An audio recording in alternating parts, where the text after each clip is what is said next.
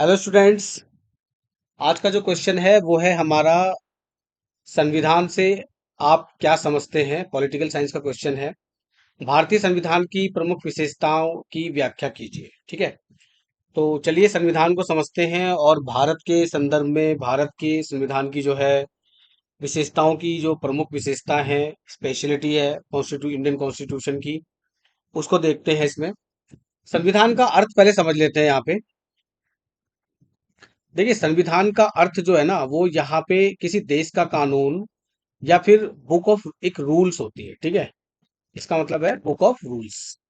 तो यहाँ पे समझते हैं संविधान का अर्थ। संविधान किसी देश का यानी कॉन्स्टिट्यूशन जो है किसी देश का सर्वोच्च कानून यानी कि सुप्रीम लॉ होता है। अब ये देश शब्द को अगर हटा दें तो राज्य भी हो सकता है, परिवार भी हो सकता है, कंपनी भी हो सकता है कोई। ठीक है, लेकिन अभी यहाँ देश की बात करते हैं। तो किसी भी देश में किसी भी स्टेट में जो है जो संविधान होता है वो वहां का सर्वोच्च कानून होता है, मतलब देश उसी से चलता है। जैसे भारत में जो राज्य की संरचना यानी कि राज्य का जो स्ट्रक्चर, शक्तियों, पावर्स, कार्यप्रणाली, फंक्शनिंग तथा नागरिकों के अधिकारों और कर्तव्यों को निर्धारित करता है। इसका मतलब है कि राज्य कैसा होगा। ठीक है, संघ राज्य होगा, कौन कौन से राज्य होंगे, राज्य किस तरह से बटे होंगे, केंद्र कैसे काम करेगा, शक्तियां किसके पास होंगी। ठीक है, राज्य की शक्तियां क्या क्या होंगी, शक्तियों का विभाजन कैसे कैसे होगा, राष्ट्रपति कौन होगा, प्रधानमंत्री कौन होगा, उनकी पावर्स क्या होगी, कार्य प्रणाली वो किस तरह से काम करेंगे। ठीक है, फंक्शनिंग कैसे होगी। ठीक है, कोई मनमानी है कि नहीं, ये कैसे निर्धारित होगा, कौन संविधान जो है सही काम कर रहा है संविधान के अकॉर्डिंग। तथा नागरिकों के अधिकारों, नागरिक जो होते हैं ना, वहाँ के जो सिटीजन्स होते हैं, उनके अधिकारों और कर्तव्यों को निर्धारित करता है वो संविधान होता है। ठीक है, यानी संविधान में सब कुछ लिखा हुआ होता है कि राज्य की संरचना क्या होगी, शक्तियां किसके किसके पास होंगी, कैसे कैसे शक्तियां होंगी, वो काम कैसे करेंगी। ठीक है, नागरिक के अधिकार क्या होंगे, क्योंकि नागरिक जो बना है किसी राज्य का उसके कुछ अधिकार होने चाहिए और कर्तव्य भी होने चाहिए। ठीक है, तो संविधान ये निर्धारित करता है। यह सरकार के विभिन्न अंगों, विधायिका लेजिस्लेचर, कार्यपालिका और न्यायपालिका के बीच संबंधों को भी स्पष्ट करता है कि विधायिका कैसे काम करेगी, कार्यपालिका कैसे काम करेगी और न्यायपालिका कैसे काम करेगी और क्या क्या उनमें संबंध होंगे। ठीक है, जैसे भारत में है। सरल शब्दों में संविधान वह नियम पुस्तिका है जिसके अनुसार देश का शासन चलता है। ठीक है, देश का शासन चलता है। जैसे लोकतांत्रिक देश में जो है संविधान से ही देश का शासन चलता है। संविधान ही अपने में एक जीवित बुक होती है, मतलब जीवंत होता है संविधान, और उसी से देश का शासन चलता है। ठीक है, ये पुस्तिका होती है, बुक ऑफ रूल्स होती है। विद्वानों के अनुसार, एबी डाइसी के अनुसार जो है संविधान उन नियमों का समूह है जो राज्य की शक्ति के वितरण और प्रयोग को निर्धारित करते हैं। ठीक है, राज्य की शक्ति, ठीक है, का वितरण, पावर कैसे डिस्ट्रीब्यूट होगी, किसके इसके पास होगी, कैसे प्रयोग होगा उसका। ठीक है, ये संविधान निर्धारित करता है। जनता की क्या शक्तियां होगी, राज्य के पास जो राज्य में जो अधिकारी बैठे हैं, जो है मंत्रीगण बैठे हैं या राष्ट्रपति है या प्रधानमंत्री है, उसमें शक्ति का विभाजन कैसे हो। ठीक है, और दूसरा अधिकारों का विभाजन कैसे होगा और उसका प्रयोग उनका किस किस तरह से होगा, ये संविधान ही निर्धारित करता है। ये नियम होते हैं एक तरह से। ठीक है, बुक ऑफ रूल्स होती है संविधान। इस प्रकार संविधान किसी भी राष्ट्र के राजनीतिक जीवन की नींव होती है। बिना संविधान के तो कोई देश चल ही नहीं सकता। देश का छोड़ो, परिवार नहीं चल सकता, या जो है कंपनी कोई नहीं चल सकती। ठीक है, देश तो बहुत बड़ी बात है। तो संविधान के बिना तो कोई भी देश नहीं चल सकता, चाहे तंत्र कोई सा भी हो, कैसा भी। ठीक है, आगे बढ़ते हैं।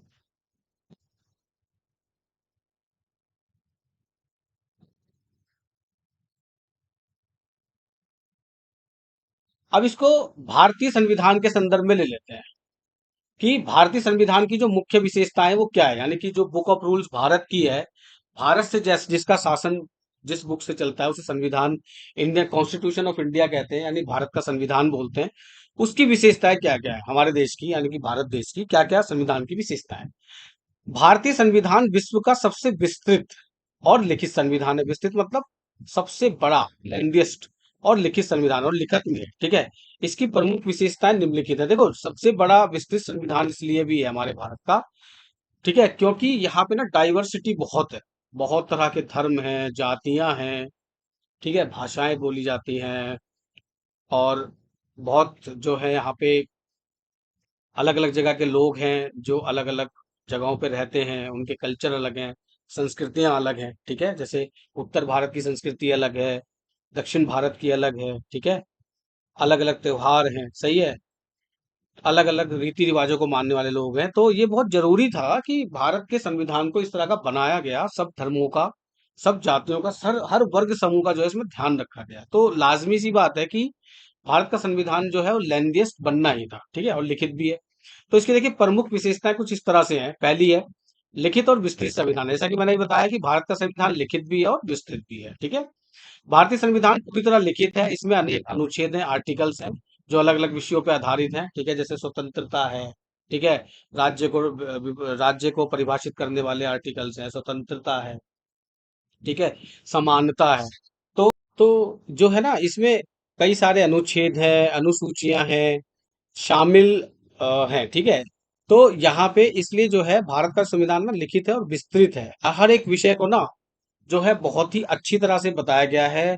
डिस्ट्रीब्यूशन ऑफ पावर्स को बताया गया है कि राष्ट्रपति कौन होगा, प्रधानमंत्री कौन होगा, उनका इलेक्शन कैसे होगा, राष्ट्रपति की शक्तियां क्या हैं, प्रधानमंत्री की शक्तियां क्या हैं, चुनाव कैसे होंगे, लोकसभा के, राज्यसभा के, हर चीज बताई गई है, ठीक है, आर्टिकल के अकॉर्डिंग, ठीक है।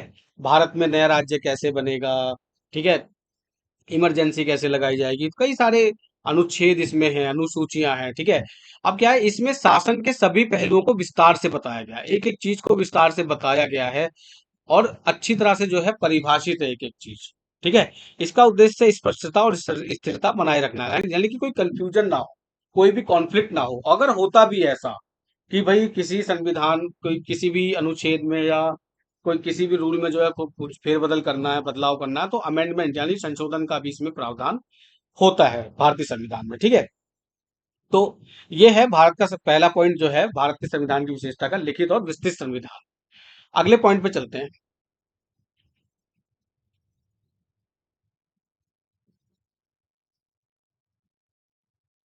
अब क्या है संप्रभु, ठीक है। संप्रभु का मतलब क्या होता है? संप्रभु समाजवादी, धर्मनिरपेक्ष और लोकतांत्रिक गणराज्य, ठीक है।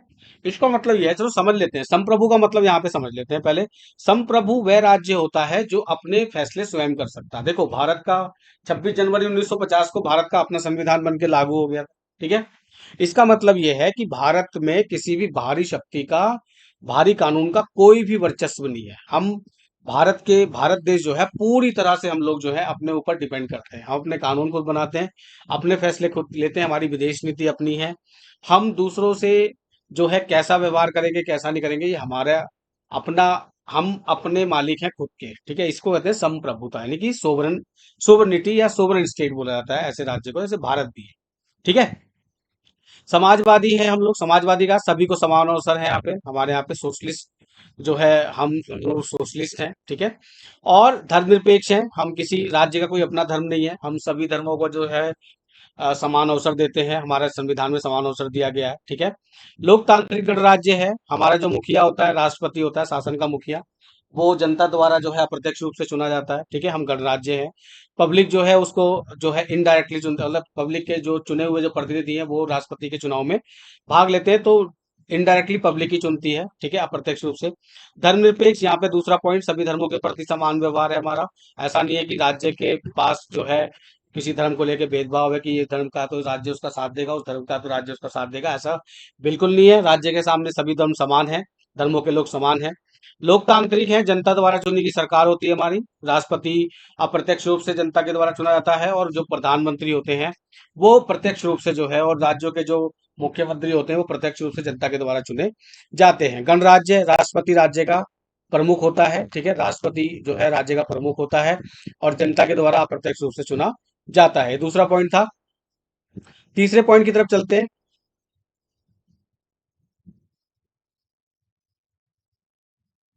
तीसरा पॉइंट है संघीय व्यवस्था के साथ एकात्मिक व्यवस्था, ठीक है, federal system with unitary features. Bharat में संघीय शासन व्यवस्था है, ठीक है। भारत जो है राज्यों का संघ है, जिसमें केंद्र और राज्यों के बीच शक्तियों का विभाजन है। आप अगर संविधान को अच्छी तरह से पढ़े तो उसमें केंद्र और राज्यों के बीच में शक्तियों का विभाजन है। ये नहीं है कि राज्य जो है ज्यादा जो है बहुत ज्यादा किसी पे जो है अपना अधिकार जमा सकता है, या राज्यों के पास शक्तियां बिल्कुल भी नहीं है। ठीक है। केंद्र और राज्यों के बीच शक्तियों का विभाजन है, जिसके लिए सूचियां दी गई है। संविधान में 3 सूची होती है, ठीक है। एक है संघ सूची, दूसरी है राज्य सूची और तीसरी है समवर्ती सूची, ठीक है। संघ सूची में संघ से रिलेटेड यानी केंद्र सरकार से रिलेटेड जो है विषय है, और राज्य सूची में राज्य से रिलेटेड जो विषय है, और समवर्ती सूची में जो है दोनों के अंतर्गत आने वाले जो है वो विषय होते हैं समवर्ती सूची में, ठीक है। तो इस तरह से शक्तियों का विभाजन जो है स्पष्ट है बिल्कुल। आपातकाल में यह एकात्मक रूप ले लेता है। आपातकाल अगर पूरे देश में लागू हो जाता है तो जो है पूरा शासन एक हो जाता है। उस सिचुएशन में, इमरजेंसी के सिचुएशन में जो है ये एक हो जाती है सारी, ठीक है। तो फैसले जो है एक तरफ चले जाते हैं। तो ये है संघीय व्यवस्था के साथ एकात्मक व्यवस्था है, ठीक है। ये तीसरा पॉइंट था हमारा। चौथा पॉइंट देखते हैं, संसदीय शासन प्रणाली। देखिए संसद, भारत में क्या है, संसद है जिसमें क्या होता है, राष्ट्रपति सबसे ऊपर होता है और उसके नीचे सदन होते हैं दो, कौन से, राज्यसभा और लोकसभा, ठीक है। लोकसभा में जो प्रतिनिधि जाते हैं वो डायरेक्टली जो है जनता के द्वारा चुनकर जाते हैं, जिन्हें हम सांसद बोलते हैं। भारत में संसदीय प्रणाली अपनाई गई है जो ब्रिटेन से प्रेरित है। संविधान जब बना था तो संसदीय प्रणाली जो है वो ब्रिटेन से ली गई। प्रधानमंत्री वास्तविक वास्तविक कार्यपालिका का प्रमुख होता है, ठीक है। औपचारिक प्रमुख कौन होता है, जो है जिसके नाम पर शासन चलाया जाता है, वो होता है राष्ट्रपति।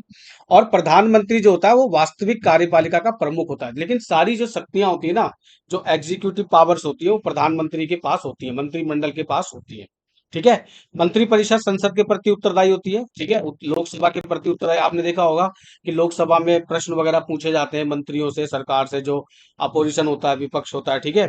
तो मंत्रिपरिषद जो है संसद के प्रति उत्तरदायी होती है, उनको जवाब देना पड़ता है, ठीक है। संसद में उठा सवाल जो है अनांसर्ड नहीं हो सकता, उन्हें जवाब देना पड़ेगा। कि अगर कोई भी सांसद या विपक्षी दल का कोई नेता सवाल पूछता है तो उन्हें जवाब देना पड़ेगा, ठीक है। तो संसद संसद के प्रति वो उत्तरदायी है कि ऐसा क्यों हुआ और ऐसा नहीं हुआ तो क्यों नहीं। तो संसदीय प्रणाली, शासन प्रणाली है भारत में, ठीक है, जो एक विशेषता है हमारे संविधान की। चौथा पॉइंट था हमारा। अब पांचवें पॉइंट की तरफ हम चलते हैं।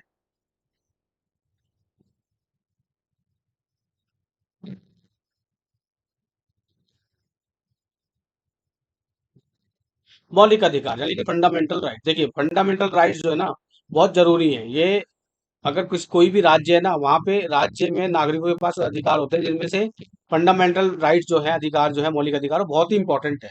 भारतीय संविधान नागरिकों को कुछ बुनियादी अधिकार प्रदान करता है जो उनसे कोई नहीं छीन सकता, ठीक है। एक इंसान के पास जो है, भारत के हर नागरिक के पास ये अधिकार है। जैसे समानता का अधिकार, ठीक है, स्वतंत्रता का अधिकार, धर्म की स्वतंत्रता का अधिकार, संवैधानिक उपचार का अधिकार। ये मौलिक अधिकार है भारत के नागरिकों के पास और उनसे कोई नहीं छीन सकता। हाँ, कुछ समय के लिए कुछ अधिकारों पे लिमिटेशंस लग सकती है, लेकिन भारत के संविधान की एक विशेषता ये भी है कि यहाँ पे, हाँ, भारत में मौलिक अधिकार प्रदान किए गए संविधान के द्वारा जो है नागरिकों को, और वो सुरक्षित हैं। और अगर कोई भी राज्य जो है या राज्य से जुड़ी संस्था जो है इन अधिकारों को किसी नागरिक से छीनती है, तो जो नागरिक है, ठीक है, या कोई भी है, वो जाके सीधा उच्चतम न्यायालय का जो है दरवाजा खटखटा सकता है, और उसको जो है संविधान के अनुसार जो है न्याय जरूर मिलेगा, ठीक है। तो इतना सुरक्षित इनको रखा गया है। और जो मौलिक अधिकार है वो नागरिक से कोई भी नहीं छीन सकता। समानता का अधिकार, स्वतंत्रता का अधिकार, धर्म की स्वतंत्रता का अधिकार, संवैधानिक उपचार का अधिकार, ये अधिकार व्यक्ति के विकास और स्वतंत्रता के लिए अत्यंत आवश्यक है। तो इसका मतलब यह है कि विकास अगर नागरिक काम चाहते हैं तो उन्हें ये अधिकार देने पड़ेंगे। समानता, समान समझना पड़ेगा, स्वतंत्र रूप से उनको देखना पड़ेगा, उनको स्वतंत्र करना पड़ेगा फैसले लेने में, पढ़ने में, लिखने में, ठीक है। धर्म की स्वतंत्रता देनी पड़ेगी, धर्म को और देश के विकास को बीच में नहीं लाना चाहिए, इसे धर्म की स्वतंत्रता का अधिकार होना चाहिए। संवैधानिक उपचार का अधिकार होना चाहिए, ठीक है। तो इस तरह से ये हमारा पांचवा पॉइंट था। मौलिक अधिकार भी एक विशेषता है हमारे संविधान की। छठे पॉइंट की तरफ चलते हैं। राज्य के नीति निर्देशक तत्व, directive principles of state policy. ये वे निर्देश हैं जो सरकार को सामाजिक और आर्थिक न्याय स्थापित करने के लिए मार्गदर्शन देती है। ये संविधान में दिया गया है कि कैसे कि सरकार को सामाजिक और आर्थिक न्याय स्थापित करने के लिए क्या क्या करना चाहिए। ये मार्गदर्शन जो है राज्य के नीति निर्देशक तत्वों में हमें देखने को मिलता है। ये न्यायालय में बाध्यकारी नहीं होते, लेकिन शासन के लिए महत्वपूर्ण है, ठीक है। क्योंकि हर सरकार को जो है कुछ ऐसे नियम फॉलो करने चाहिए जिससे समाज का कल्याण हो, आर्थिक न्याय स्थापित हो, न्याय अच्छा एक राज्य स्थापित हो, ठीक है।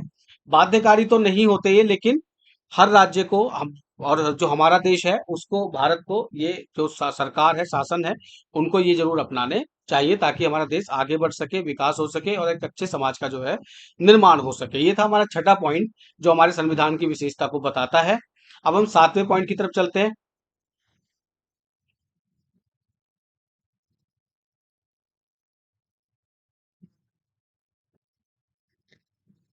सातवां पॉइंट है स्वतंत्र न्यायपालिका। देखिए, स्वतंत्र न्यायपालिका का मतलब ये है कि जो न्याय का सिस्टम है ना, जुडिशरी सिस्टम है हमारे यहाँ, वो ऐसा है कि ऐसा नहीं है कि जो सरकार में बैठा है वो अपनी मनमानी कर सकता है, ठीक है, जो शासन में बैठा हुआ है।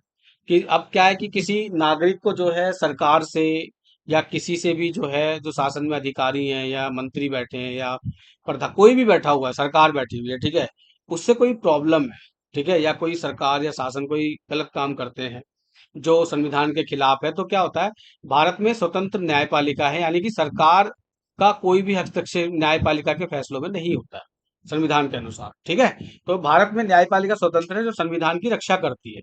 इसका मतलब है स्वतंत्र रूप से फैसले देगी, चाहे वो दो राज्यों के बीच का मामला हो, चाहे राज्य और केंद्र के बीच का मामला हो, चाहे राज्य और किसी नागरिक के बीच का मामला हो, या दो नागरिकों के बीच का मामला हो, न्यायपालिका फैसले देगी, ठीक है, साक्ष्यों के आधार पर और जो है सबूतों के आधार पर, गवाहों के आधार पर, ठीक है। और उसका किसी में कोई, न्यायपालिका के फैसले में कोई भी हस्तक्षेप नहीं कर सकता है, ठीक है। और स्वतंत्र जो न्यायपालिका है भारत की, उसमें जो सर्वोच्च न्यायालय है, यानी कि जो सुप्रीम कोर्ट है, वो सबसे बड़ा एपेक्स कोर्ट है भारत में, और उसका एक मुख्य चीफ जस्टिस ऑफ इंडिया भी होता है, मतलब मुख्य न्यायाधीश होता है भारत का, जिसकी जो जिसका जो जिसको जो है नियुक्ति जो है राष्ट्रपति द्वारा की जाती है, और राष्ट्रपति ही उनको जो है शपथ दिलाते हैं, ठीक है। तो वो पूरी तरह से स्वतंत्र होती है, न्यायपालिका जो होती है स्वतंत्र होती है फैसले देने में, ठीक है, चाहे वो किसी के भी मुकदमे हो। सर्वोच्च न्यायालय इसका प्रमुख अंग है, ठीक है। सर्वोच्च न्यायालय जो है एपेक्स कोर्ट है, सबसे बड़ा कोर्ट है भारत में, सुप्रीम कोर्ट। यह न्यायिक समीक्षा, जुडिशियल रिव्यू का अधिकार भी रखता है, ठीक है। यानी कि सुप्रीम कोर्ट को जो है कई सारे अधिकार हैं, स्वतंत्र न्यायपालिका है, और उसमें कोई भी चीज जो है, कोई भी फैसला जो है किसी के दबाव में आकर जो है देने के लिए बाध्य नहीं होती हमारी न्यायपालिका, और पूर्ण रूप से स्वतंत्र है, ठीक है। आगे बढ़ते हैं पॉइंट नंबर 8 की तरफ हम।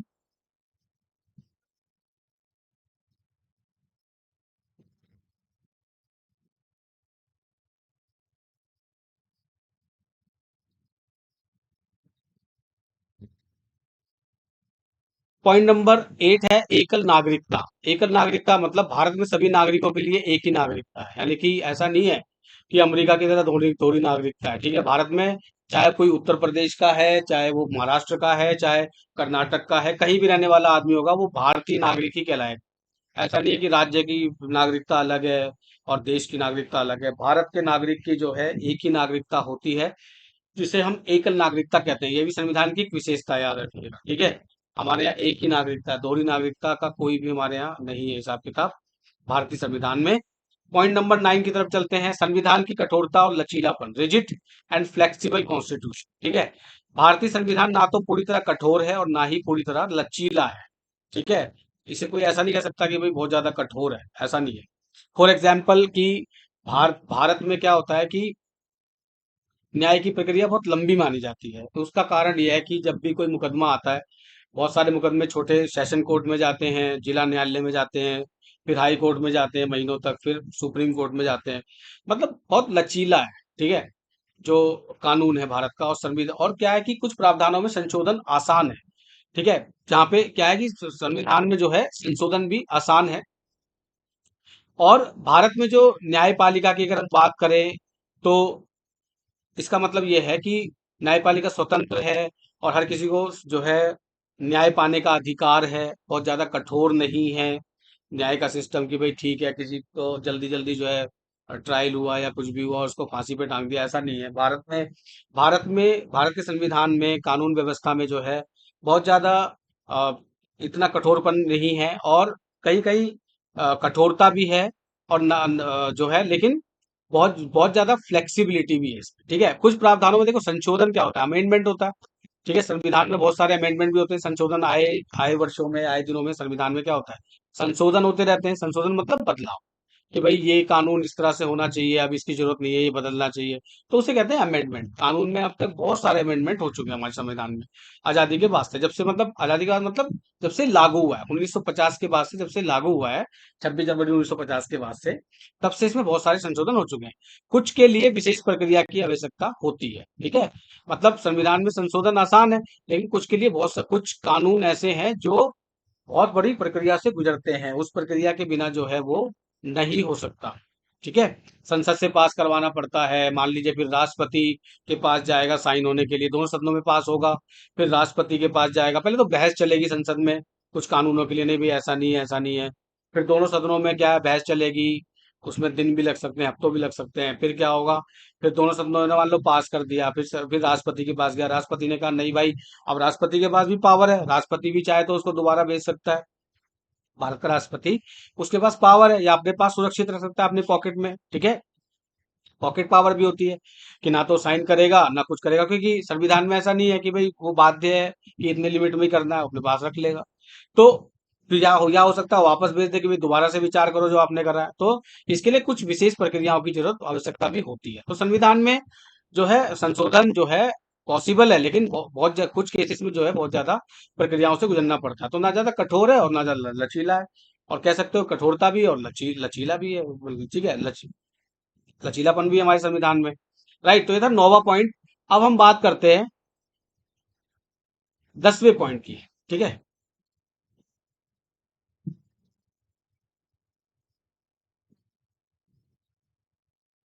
आपातकालीन प्रभाव जो है, आपातकालीन प्रावधान, ठीक है। जो अनुच्छेद 352 है ना, वो आपातकाल को बताता है, आपातकाल के बारे में बताता है हमारे को, ठीक है। संविधान में आपातकाल की व्यवस्था है जिससे देश की एकता और सुरक्षा सुनिश्चित की जा सकती है, ठीक है। आपातकाल में जैसे राष्ट्रीय आपातकाल हो गया, या राज्य आपातकाल हो गया, वित्तीय आपातकाल हो गया, ठीक है। इसका मतलब है कि जब सरकार फेल हो गई, या फिर जो है मंत्रिमंडल ने, प्रधानमंत्री ने सिफारिश की कि भाई आपातकाल लगा दो, अब देश नहीं संभल पाएगा या कुछ परेशानी है, लिखत में देगा मंत्रिमंडल, ठीक है। तो क्या करेगा, राष्ट्रपति आपातकाल लगा देगा, या जो है राज्य में आपातकाल लगा दिया जाएगा, या कोई वित्तीय आपातकाल आ जाए उसमें आपातकाल की स्थिति जाती है, ठीक है। तो आपातकाल के प्रावधान भी हैं कि इमरजेंसी सिचुएशन में जो है भारत को किस तरह से चलाया जाएगा, भारत को किस तरह सरकारें फेल हो जाएं, ठीक है, या कोई वित्तीय संकट आ जाए देश पे तो किस तरह से चलाया जाएगा। तो ये मतलब कहने का मतलब ये है कि जो 10 पॉइंट मैंने बताए ना, इसके इसके अलावा भी बहुत सारे पॉइंट हैं, बट ये मेन 10 पॉइंट आप जो है परीक्षाओं के लिए याद कर सकते हैं, ठीक है। अभी क्या है कि ये 10 पॉइंट आप मतलब इसको याद करो और अच्छी तरह से एग्जाम के लिए जो है तैयार कर लो, ठीक है। और लिखने की कोशिश करो जितना हो सके। अब लास्ट का इसका जो है कंक्लूजन देख लेते हैं एक तरह से। भारतीय संविधान एक व्यापक और संतुलित दस्तावेज है। व्यापक मतलब बड़ा है, संतुलित है, बैलेंस्ड है। ऐसा नहीं है किसी के साथ कुछ गलत हो रहा है, किसी किसी धर्म के साथ कुछ हो रहा है, किसी धर्म के साथ नहीं, ऐसा नहीं है। संतुलित है पूरी तरह से। कोशिश की गई है कि पूरा संतुलन बनाया जाए, जो देश की विविधता को ध्यान में रखते हुए बनाया गया। विविधता मतलब देश में डाइवर्सिटी है, कई धर्मों के, भाषाओं के, क्षेत्र के, कल्चर के लोग यहाँ रहते हैं, ठीक है। हर एक को जो है, हर एक को, हर एक धर्म का, वर्ग का, जाति का, हर एक का ध्यान रखा गया है इसमें। तो संतुलन बैठाने की पूरी कोशिश की और बहुत हद तक वो कामयाब हुई है, ठीक है। यह ना केवल शासन की रूपरेखा तय करता है, बल्कि नागरिकों के अधिकारों और कर्तव्यों की भी रक्षा करता है, ठीक है ना। नागरिकों के अधिकार जैसे मौलिक अधिकार हैं, और मौलिक अधिकार जो है ऐसे अधिकार हैं जो व्यक्ति के विकास के लिए जो बहुत आवश्यक हैं, ठीक है। और कर्तव्यों की भी रक्षा करता है, ठीक है। तो संविधान ही बताता है अगर कोई आपके अधिकार छीनता है, कुछ करता है, तो कहाँ जाना है, न्यायालय में जाना है, सर्वोच्च न्यायालय में जाना है, ठीक है। न्यायालय का दरवाजा खटखटाना है कि भाई मेरे मौलिक अधिकार क्यों छीने। इसकी विशेषता इसे विश्व के अन्य संविधानों से अलग बनाती है, ठीक है। आपने देखा कि जो 10 पॉइंट मैंने बताए बताए हैं आपको, इसमें कितना भारत का संविधान कितना विस्तृत और कितना अच्छा है कि इतनी विविधता यानी डाइवर्सिटी होते हुए भी ये इतना बैलेंस्ड है। भारतीय संविधान समय समय पर संशोधनों के माध्यम से बदलती परिस्थितियों के अनुसार खुद को ढालता है, ठीक है। मैंने आप जैसा भी आपको बताया ऊपर कि जो संविधान में संशोधन पॉसिबल है, और जब भी ऐसा लगता है कि भाई अब किसी कानून को बदलना चाहिए, अब ये सही नहीं लग रहा है इस समय के अनुसार, तो फिर उसको संसद द्वारा पास कराया था, राष्ट्रपति के साइन होते ही वो अमेंड हो जाता है, ठीक है। जिससे यह है एक जीवंत लिविंग डॉक्यूमेंट बना हुआ है। लिविंग डॉक्यूमेंट का मतलब जैसे हम सांस लेते हैं, हिलते हैं, डुलते हैं ना, उसी तरह से संविधान भी समय समय पर खुद को जो है बदलता रहता है, और इसमें ही हर चीज लिखी रहती है, एक तरह से ऑटोमेशन है। कोई भी, ना राष्ट्रपति, ना प्रधानमंत्री, ना कोई मंत्री, कोई भी, ना गवर्नर, ना राज्यों के मुख्यमंत्री, कोई भी जो है अपनी मनमानी नहीं कर सकता। हर एक को संविधान के अनुसार ही चलना पड़ेगा, ठीक है, क्योंकि ये जीवंत एक दस्तावेज की तरह कार्य करता है। यही बताता है किसको कैसे क्या बनाना है और किसको कैसे कब हटाना है और कब कौन अपने पद से हटेगा और कब कौन किस तरह से आएगा अपने पद पे, ठीक है। अतः कहा जा सकता है कि संविधान किसी भी राष्ट्र की आत्मा होता है और भारत का संविधान उसकी लोकतांत्रिक व्यवस्था की मजबूत नींव, ठीक है। भारत का संविधान जो है, भारत क्योंकि लोकतांत्रिक देश है, यहाँ पे बहुत सारे धर्मों के, जाति के, विविधता वाले दो लोग रहते हैं, तो भारत एक लोकतंत्र है। आपकी जनता अपनी सरकार चुनती है और भारत का संविधान जो है उसे मजबूती देता है। भारत के संविधान जो है नागरिकों को बहुत सारे अधिकार देता है, मौलिक अधिकार, वोट देने का अधिकार, ठीक है, अपनी बात को कहने का अधिकार, यानी कि freedom of expression, freedom of speech देता है। तो ये जो है संविधान जो हमारा है उसकी सबसे बड़ी विशेषता ये है कि वो भारत क्योंकि लोकतांत्रिक देश है और संविधान ही भारत के लोकतंत्र को जो है मजबूत बनाता है। तो स्टूडेंट्स, ये क्वेश्चन जो था आपके, मुझे उम्मीद है कि जो आपका एग्जाम है उसमें जो है बहुत उपयोगी होने वाला है, तो आप इसकी ना तैयारी कर लेना अच्छी तरह से। और अगर आपका अभी भी कोई डाउट है ना तो आप डिस्कस कर लेना, कमेंट बॉक्स में कमेंट कर देना, ठीक है। तो नेक्स्ट क्वेश्चन लेकर मैं बहुत जल्दी जो है अपलोड करूंगा, और एक क्वेश्चन और, अगला क्वेश्चन और जो है इम्पोर्टेंट डिस्कस करेंगे। तो इस जो है क्वेश्चन को आप तैयार कर लीजिए, बहुत इंपॉर्टेंट क्वेश्चन है, इसलिए आज मैंने जो है इसको डिस्कस किया है। Thank you so much for watching. Bye bye. तो जो है ना इसमें कई सारे अनुच्छेद हैं, अनुसूचियां हैं, शामिल हैं, ठीक है। तो यहाँ पे इसलिए जो है भारत का संविधान ना लिखित है और विस्तृत है। हर एक विषय को ना जो है बहुत ही अच्छी तरह से बताया गया है। डिस्ट्रीब्यूशन ऑफ पावर्स को बताया गया है कि राष्ट्रपति कौन होगा, प्रधानमंत्री कौन होगा, उनका इलेक्शन कैसे होगा, राष्ट्रपति की शक्तियां क्या हैं, प्रधानमंत्री की शक्तियां क्या हैं, चुनाव कैसे होंगे लोकसभा के, राज्यसभा के, हर चीज बताई गई है, ठीक है, आर्टिकल के अकॉर्डिंग, ठीक है। भारत में नया राज्य कैसे बनेगा, ठीक है, इमरजेंसी कैसे लगाई जाएगी, कई सारे अनुच्छेद इसमें हैं, अनुसूचियां हैं, ठीक है। अब क्या है, इसमें शासन के सभी पहलुओं को विस्तार से बताया गया है, एक एक चीज को विस्तार से बताया गया है और अच्छी तरह से जो है परिभाषित है एक एक चीज, ठीक है। इसका उद्देश्य स्पष्टता और स्थिरता बनाए रखना है, यानी कि कोई कंफ्यूजन ना हो, कोई भी कॉन्फ्लिक्ट ना हो। अगर होता भी है ऐसा कि भाई किसी संविधान, कोई किसी भी अनुच्छेद में या कोई किसी भी रूल में जो है कुछ फेरबदल करना है, बदलाव करना है, तो अमेंडमेंट यानी संशोधन का भी इसमें प्रावधान होता है भारतीय संविधान में, ठीक है। तो ये है भारत का पहला पॉइंट जो है भारत के संविधान की विशेषता का, लिखित और विस्तृत संविधान। अगले पॉइंट पे चलते हैं।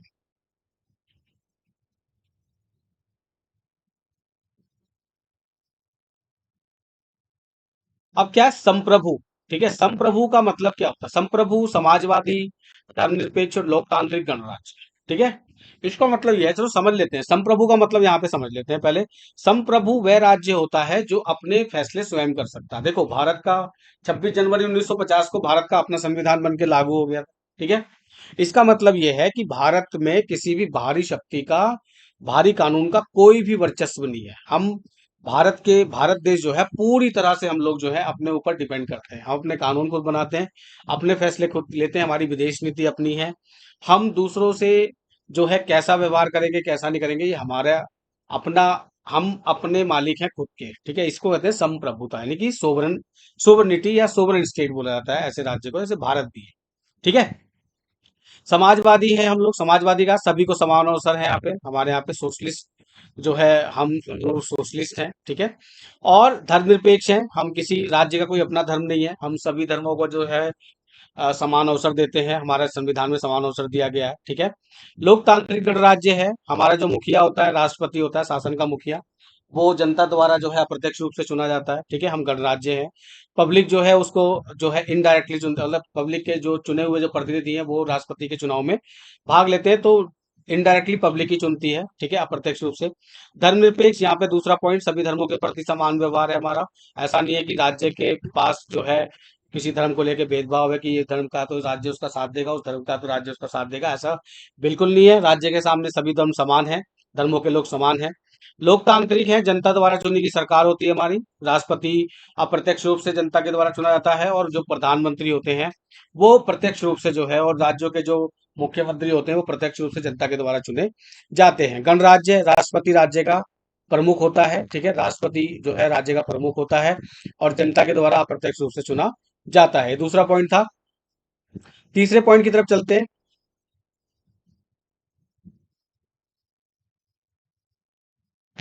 तीसरा पॉइंट है संघीय व्यवस्था के साथ एकात्मिक व्यवस्था, ठीक है, federal system with unitary features.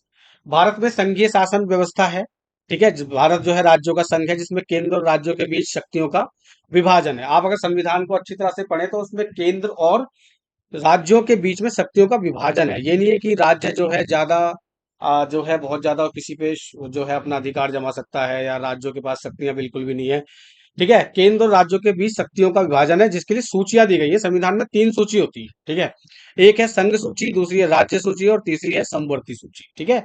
संघ सूची में संघ से रिलेटेड यानी केंद्र सरकार से रिलेटेड जो है विषय है, और राज्य सूची में राज्य से रिलेटेड जो विषय है, और समवर्ती सूची में जो है दोनों के अंतर्गत आने वाले जो है वो विषय होते हैं समवर्ती सूची में, ठीक है। तो इस तरह से शक्तियों का विभाजन जो है स्पष्ट है बिल्कुल। आपातकाल में यह एकात्मक रूप ले लेता है। आपातकाल अगर पूरे देश में लागू हो जाता है तो जो है पूरा शासन एक हो जाता है। उस सिचुएशन में, इमरजेंसी के सिचुएशन में जो है ये एक हो जाती है सारी, ठीक है। तो फैसले जो है एक तरफ चले जाते हैं। तो ये है संघीय व्यवस्था के साथ एकात्मक व्यवस्था है, ठीक है। ये तीसरा पॉइंट था हमारा।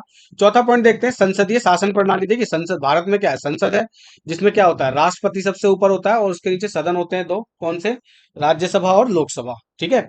लोकसभा में जो प्रतिनिधि जाते हैं वो डायरेक्टली जो है जनता के द्वारा चुनकर जाते हैं, जिन्हें हम सांसद बोलते हैं।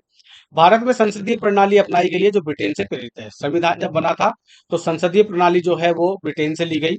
प्रधानमंत्री वास्तविक वास्तविक कार्यपालिका का प्रमुख होता है, ठीक है। औपचारिक प्रमुख कौन होता है, जो है जिसके नाम पर शासन चलाया जाता है, वो होता है राष्ट्रपति। और प्रधानमंत्री जो होता है वो वास्तविक कार्यपालिका का प्रमुख होता है। लेकिन सारी जो शक्तियां होती है ना, जो एग्जीक्यूटिव पावर्स होती है, वो प्रधानमंत्री के पास होती है, मंत्रिमंडल के पास होती है, ठीक है।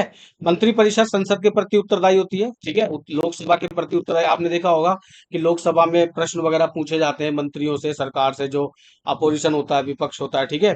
तो मंत्रिपरिषद जो है संसद के प्रति उत्तरदायी होती है, उनको जवाब देना पड़ता है, ठीक है। संसद में उठा सवाल जो है अनांसर्ड नहीं हो सकता, उन्हें जवाब देना पड़ेगा। कि अगर कोई भी सांसद या विपक्षी दल का कोई नेता सवाल पूछता है तो उन्हें जवाब देना पड़ेगा, ठीक है।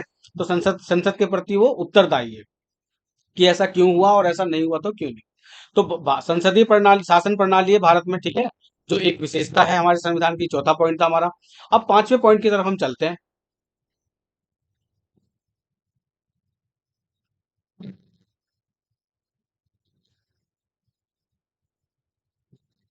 मौलिक अधिकार यानी कि फंडामेंटल राइट। देखिए फंडामेंटल राइट्स जो है ना बहुत जरूरी है। ये अगर कुछ कोई भी राज्य है ना, वहां पे राज्य में नागरिकों के पास अधिकार होते हैं, जिनमें से फंडामेंटल राइट जो है, अधिकार जो है, मौलिक अधिकार, वो बहुत ही इंपॉर्टेंट है। भारतीय संविधान नागरिकों को कुछ बुनियादी अधिकार प्रदान करता है, जो उनसे कोई नहीं छीन सकता, ठीक है। एक इंसान के पास जो है, भारत के हर नागरिक के पास ये अधिकार है।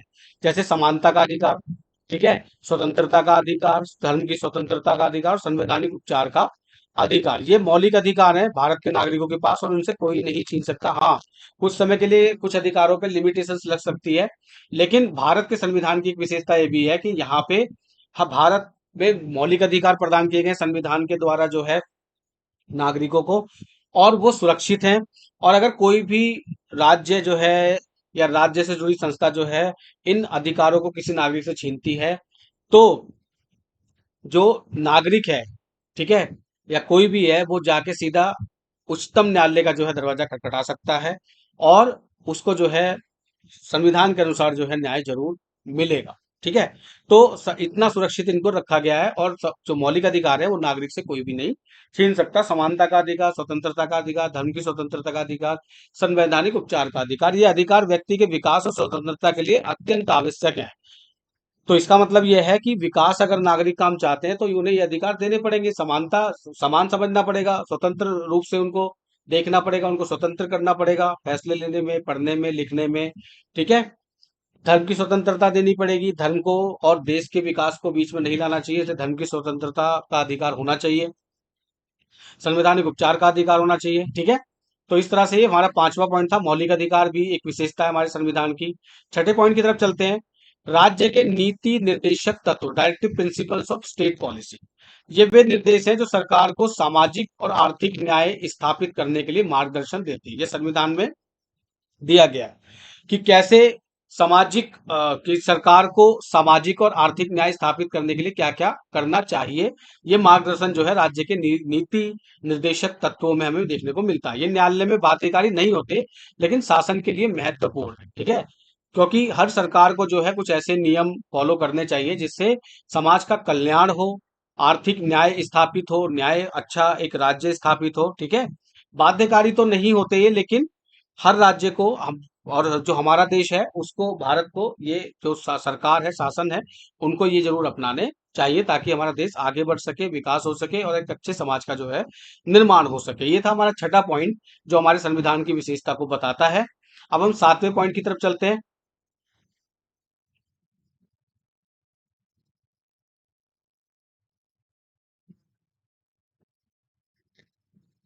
सातवां पॉइंट है स्वतंत्र न्यायपालिका। देखिए, स्वतंत्र न्यायपालिका का मतलब ये है कि जो न्याय का सिस्टम है ना, जुडिशरी सिस्टम है हमारे यहाँ, वो ऐसा है कि ऐसा नहीं है कि जो सरकार में बैठा है वो अपनी मनमानी कर सकता है। ठीक है, जो शासन में बैठा हुआ है, कि अब क्या है कि किसी नागरिक को जो है सरकार से या किसी से भी जो है, जो शासन में अधिकारी हैं या मंत्री बैठे हैं या प्रधा कोई भी बैठा हुआ है, सरकार बैठी हुई है, ठीक है, उससे कोई प्रॉब्लम है, ठीक है, या कोई सरकार या शासन कोई गलत काम करते हैं जो संविधान के खिलाफ है, तो क्या होता है, भारत में स्वतंत्र न्यायपालिका है, यानी कि सरकार का कोई भी हस्तक्षेप न्यायपालिका के फैसलों में नहीं होता है, संविधान के अनुसार। ठीक है, तो भारत में न्यायपालिका स्वतंत्र है, जो संविधान की रक्षा करती है।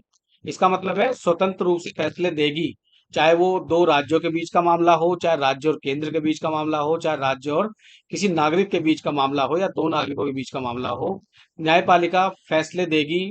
ठीक है, साक्ष्यों के आधार पर और जो है सबूतों के आधार पर, गवाहों के आधार पर। ठीक है, और उसका किसी में कोई, न्यायपालिका के फैसले में कोई भी हस्तक्षेप नहीं कर सकता है।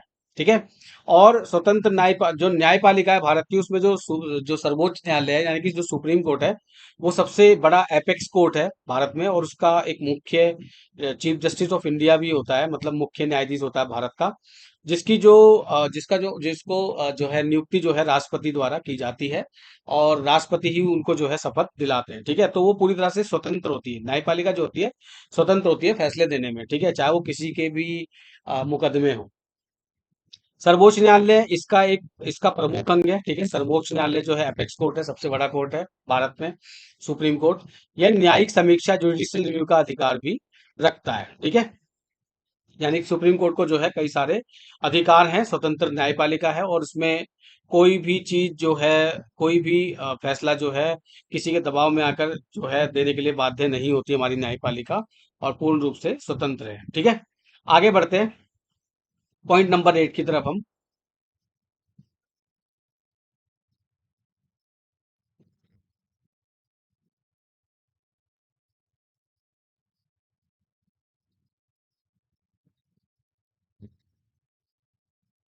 पॉइंट नंबर 8 है एकल नागरिकता। एकल नागरिकता मतलब भारत में सभी नागरिकों के लिए एक ही नागरिकता है, यानी कि ऐसा नहीं है कि अमेरिका की तरह थोड़ी थोड़ी नागरिकता है। ठीक है, भारत में चाहे कोई उत्तर प्रदेश का है, चाहे वो महाराष्ट्र का है, चाहे कर्नाटक का है, कहीं भी रहने वाला आदमी होगा वो भारतीय नागरिक ही कहलाएगा। ऐसा नहीं है कि राज्य की नागरिकता अलग है और देश की नागरिकता अलग है। भारत के नागरिक की जो है एक ही नागरिकता होती है, जिसे हम एकल नागरिकता कहते हैं। ये भी संविधान की एक विशेषता है, याद रखिएगा। ठीक है, हमारे यहाँ एक ही नागरिकता है, दोहरी नागरिकता का कोई भी हमारे यहाँ नहीं है हिसाब किताब भारतीय संविधान में। पॉइंट नंबर 9 की तरफ चलते हैं। संविधान की कठोरता और लचीलापन, रिजिड एंड फ्लेक्सिबल कॉन्स्टिट्यूशन। ठीक है, भारतीय संविधान ना तो पूरी तरह कठोर है और ना ही पूरी तरह लचीला है। ठीक है, इसे कोई ऐसा नहीं कह सकता कि भाई बहुत ज्यादा कठोर है, ऐसा नहीं है। फॉर एग्जाम्पल कि भारत में क्या होता है कि न्याय की प्रक्रिया बहुत लंबी मानी जाती है। तो उसका कारण यह है कि जब भी कोई मुकदमा आता है, बहुत सारे मुकदमे छोटे सेशन कोर्ट में जाते हैं, जिला न्यायालय में जाते हैं, फिर हाई कोर्ट में जाते हैं महीनों तक, फिर सुप्रीम कोर्ट में जाते हैं। मतलब बहुत लचीला है। ठीक है, जो कानून है भारत का और संविधान, और क्या है कि कुछ प्रावधानों में संशोधन आसान है। ठीक है, जहाँ पे क्या है कि संविधान में जो है संशोधन भी आसान है।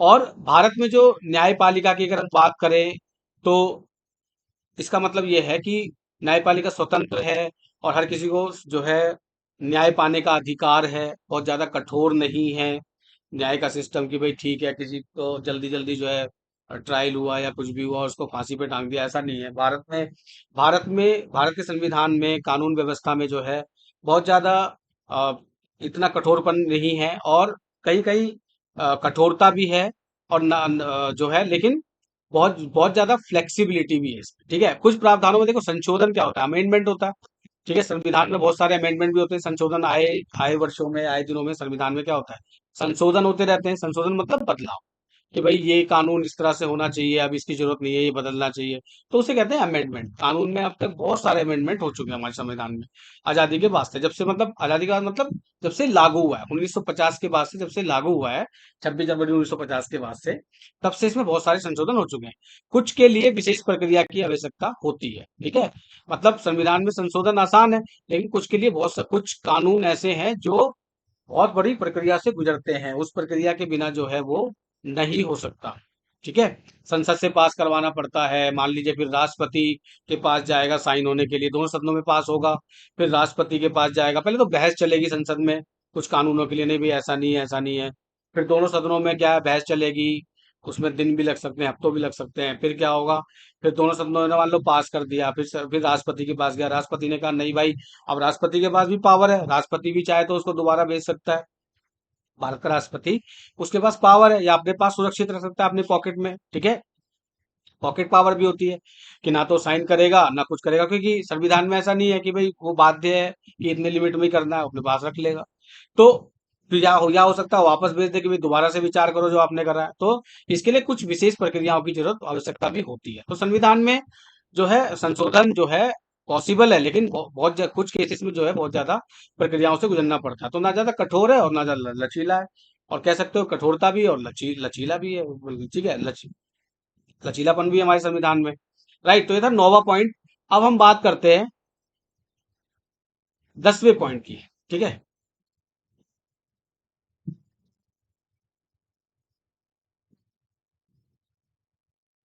आपातकालीन प्रभाव जो है, आपातकालीन प्रावधान, ठीक है। जो अनुच्छेद 352 है ना, वो आपातकाल को बताता है, आपातकाल के बारे में बताता है हमारे को, ठीक है।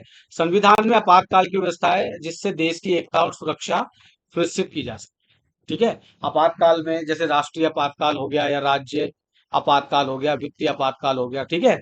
इसका मतलब है कि जब सरकार फेल हो गई या फिर जो है मंत्रिमंडल ने, प्रधानमंत्री ने सिफारिश की कि भाई आपातकाल लगा दो, अब देश नहीं संभल पाएगा या कुछ परेशानी है, लिखित में देगा मंत्रिमंडल, ठीक है।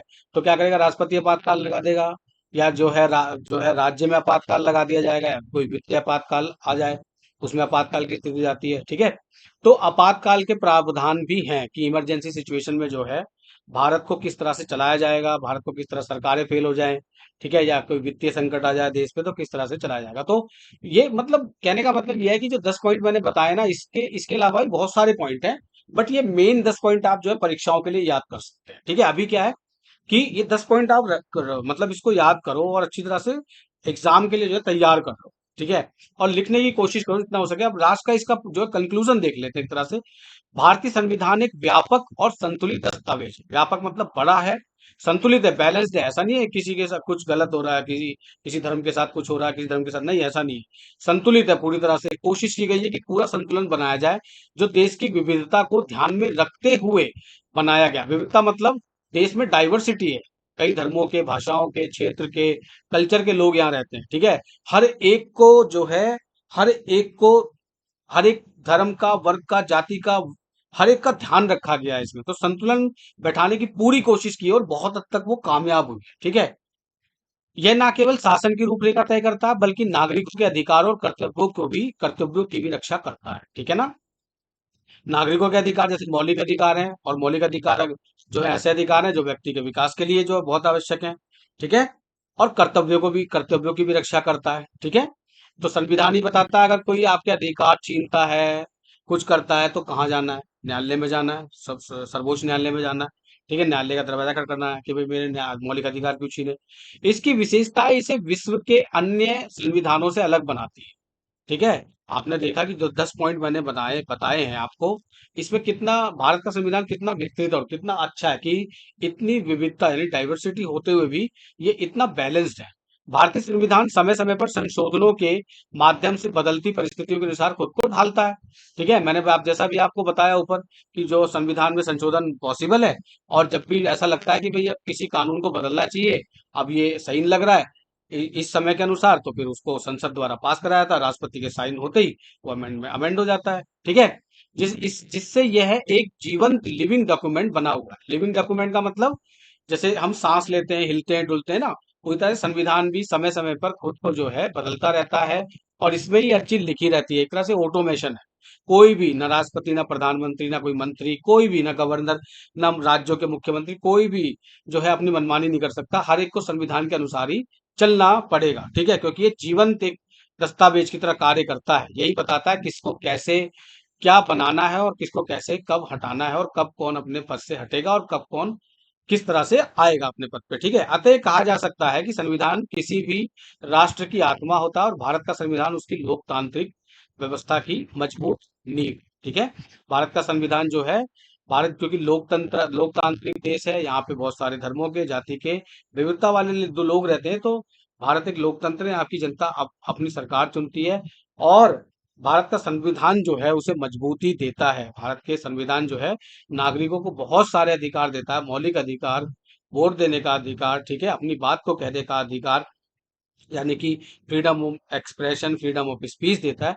तो ये जो है संविधान जो हमारा है, उसकी सबसे बड़ी विशेषता ये है कि वो भारत क्योंकि लोकतांत्रिक देश है, और संविधान ही भारत के लोकतंत्र को जो है मजबूत बनाता है। तो स्टूडेंट्स, ये क्वेश्चन जो था आपके, मुझे उम्मीद है कि जो आपका एग्जाम है उसमें जो है बहुत उपयोगी होने वाला है। तो आप इसकी ना तैयारी कर लेना अच्छी तरह से, और अगर आपका अभी भी कोई डाउट है ना, तो आप डिस्कस कर लेना, कमेंट बॉक्स में कमेंट कर देना। ठीक है, तो नेक्स्ट क्वेश्चन लेकर मैं बहुत जल्दी जो है अपलोड करूंगा, और एक क्वेश्चन और, अगला क्वेश्चन और जो है इम्पोर्टेंट डिस्कस करेंगे। तो इस जो है क्वेश्चन को आप तैयार कर लीजिए, बहुत इंपॉर्टेंट क्वेश्चन है, इसलिए आज मैंने जो है इसको डिस्कस किया है। Thank you so much for watching. Bye bye.